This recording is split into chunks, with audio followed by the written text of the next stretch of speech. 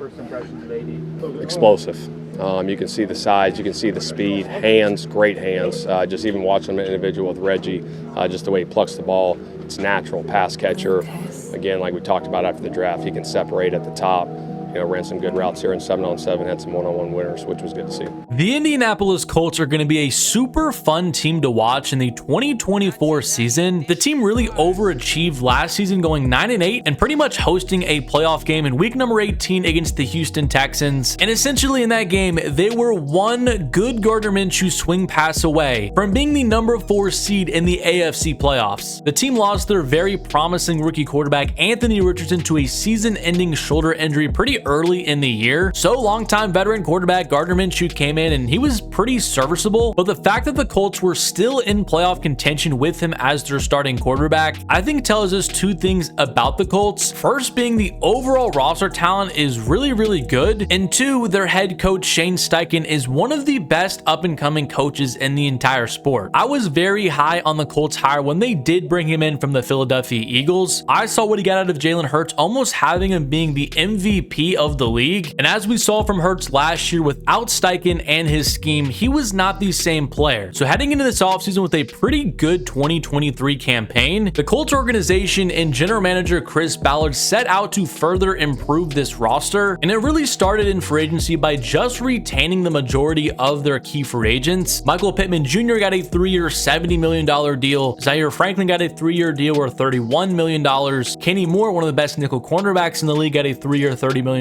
extension as well. And the last big name free agent they brought back was Grover Stewart at the defensive tackle position, a 3-year, almost $40 million deal as well. So it was a big point of emphasis for the Colts to bring back a majority of their own players. And because of that, they didn't spend a ton of money on other teams' free agents. Their two biggest deals was signing backup quarterback Joe Flacco on a 1-year deal worth $8.7 million and getting another defensive tackle with Raekwon Davis from the Miami Dolphins on a 2-year, $14 million deal. Outside of those two additions, the Colts really didn't sign anybody else, and they did most of their improvement, in my opinion, in the NFL draft, where they had one of the best in the entire league, in my opinion. I gave their class an A in big part because of their first two picks I really loved. Laiatu Latu, a pass rusher out of UCLA with the 15th overall pick. He was my top pass rusher in this draft. Just so many pass rush moves, has good size, good athleticism. The only knock on him is his injury history, but if he can stay healthy, I'm very confident in saying he will be one of the best pass rushers in the league. So the Colts did take a risk with his injury history, but getting him at number 15 could end up being tremendous value. But talking about value, the Colts got one of the best value picks in the entire draft in the second round, getting Adonai Mitchell, a wide receiver out of Texas. Mitchell was widely seen as a top 20 pick, or at least a slam dunk first rounder. And a big rumor why he did fall in the draft on draft night was because of some character issues. The report said that Mitchell interviewed poorly with teams during the draft process, and that there were some criticisms regarding his preparation and attitude, but many have come out and denied those accusations against Adonai Mitchell, including the Colts GM, who on draft night after selecting him said, "It's crap. This is a good kid, and for those reports to come out, it's bullcrap." One complicating factor that could have impacted his interview with teams was that he has type 1 diabetes, and sometimes when he does not take his medication, it can affect his mood. But nonetheless, his former head coach from the University of Texas and Steve Sarkisian only had very positive things to say about him, and the Colts didn't really find any issues with AD's character as well. So they felt very comfortable in selecting him, and if all those rumors turn out to not be true, the Colts are going to get themselves an absolute steal. We've gotten our first look at him in Colts minicamp, and he is making play after play. I feel like every single week I see a new clip of Mitchell just making an amazing grab through traffic. And what made Mitchell such an intriguing prospect, you can really see from these clips. He has good size at 6'2", over 200 pounds. He ran a 4.34 40-yard dash and has a 39.5-inch vertical leap. So when you combine his physical characteristics of his speed, also his size, with his route running ability to get in and out of breaks, and also having some very reliable hands, he does not alligator arm the ball. You can see from numerous clips where he's just plucking the ball out of the air. So when you consider all of his traits, you can begin to understand why some people compare him to CeeDee Lamb, the superstar wide receiver for the Dallas Cowboys. And honestly, I do kind of see they've have a very similar build, and just the way that both of them just glide through the air and make things look very effortless, they do appear as really similar players. But what Mitchell can potentially provide for this Colts offense, I really think could take them to an entirely different level. The Colts ranked 11th in the NFL last year with 23.3 points per game, and as I already mentioned, that was without their starting quarterback Anthony Richardson, who will provide an entirely new element to this offense. As we saw with Steichen in Philadelphia, he loves to utilize a running quarterback on read options, tush pushes, or even just letting his quarterback get outside of the pocket and make some plays. And while I do think the Colts coaching staff should be a little bit more mindful trying to keep Anthony Richardson healthy, being able to utilize that unique skill set will make the Colts offense even harder to stop. But even just in the passing game, if AD Mitchell is as good as I expect him to be right away, the Colts offense has one of the best collection of weapons in the entire league. Jonathan Taylor at running back, who I still view as a top back in the sport, still in his prime at 25 years old. He does need to stay a little bit healthy. He's only played in 10 and 11 games in back-to-back years, but when he's on the field, he is still a very dominant player. At wide receiver, the team is bringing back Michael Pittman Jr. and Josh Downs, and Pittman had his best season of his career last year with over 1,100 yards and 4 touchdowns, and Josh Downs was very effective as a rookie as well with 68 catches, 771 yards, and 2 touchdowns himself. I think he projects to be one of the best slot wide receivers in the league and just a safety blanket for Anthony Richardson, who will be looking at times to just dump the ball off to somebody who's reliable. And even at tight end with Jelani Woods and Cal Granson, I like that duo as well. Woods missed the entire 2023 season due to some hamstring injuries, but he's over 6'7" and 250 pounds, so he's going to be an amazing red zone target for Richardson. And Pro Football Focus ranks the Colts offensive line as the 3rd best in the league heading into 2024. So when you take everything into account with this offense, the head coach and play caller in Shane Steichen, if there are no severe injuries again, like if Anthony Richardson does not miss multiple games, I find it very hard to believe that this Colts offense is not going to be one of the top in the entire National Football League. And defensively for the Colts, it's all about the defensive line. They're absolutely loaded on that unit, and they're going to have waves and waves and waves of pass rushers down after down. DeForest Buckner and Grover Stewart on the interior, Samson Ebukam and Kwity Paye on the edges. Once those guys get tired, subbing Leitu Latu and Deo Adeyungbo, and whatever offensive line they're going to be playing is never going to get a break. But I think that defensive line is going to be very crucial on how good the Colts defense can be. They're not super strong in the secondary, as Juju Brents and Jalen Jones are their 2 starting cornerbacks. Brents is their 2nd round pick from last year. He had a pretty solid rookie season, but Jalen Jones was their former 7th round pick. So expecting him to develop into a true starting boundary cornerback is a pretty tough ask. That is why during a lot of my mock drafts, I had the Colts taking a cornerback because I thought that was the biggest need on their team. But hey, if the defensive line balls out and gets after the passer in 2 seconds or less, you don't really need a super great secondary because the quarterback won't even be able to get the ball out. So across the board, this Indianapolis Colts team is super fascinating. I've seen a lot of people pick them as like their sleeper Super Bowl contender, their AFC South winner, and I will admit, I do understand it to an extent. There's a lot to like with this team and this coaching staff, but I think the 2 biggest things that will determine how good the Colts can be next year is the development and health of Anthony Richardson, and also what AD Mitchell can provide right away. I've said from the beginning of the draft process last year when Anthony Richardson was coming out that he is the highest ceiling of anybody in that draft class, and he has the ceiling to be a superstar quarterback at the next level. I did mention he needed to work on some accuracy issues and being a little bit more consistent in reading the field, but in just terms of physical talent, his arm strength, his ability to move around, his size, it is all there for him to be molded into an elite quarterback. And with Shane Steichen and his resume of developing these quarterbacks, I would bet on Anthony Richardson becoming a very good player if he can just stay healthy. But a big piece of his development is just having another great separator on the other side of Michael Pittman Jr., and also just having somebody that's a little bit more explosive and can get deep down the field. And the Colts offense last year, as good as it was despite all of their injuries, they didn't have a receiver that could consistently get past the secondary and make some big plays happen deep down the field. And with AD Mitchell's speed and his ability to separate, I think he's going to provide an entirely new element to this Colts offense. But I want to know what you think about the Indianapolis Colts, and if you think AD Mitchell will have a big impact on this offense next season. Do you think this team has what it takes to win a playoff game or 2 next year? Or do you think there's still a couple of players away before they're able to make some real noise in the AFC? Let me know what you think in the comment section down below. But subscribe to the channel if you are new. Drop a like on the video if you did enjoy it. And as always, thank you so much for watching, and I'll catch you guys in my next one.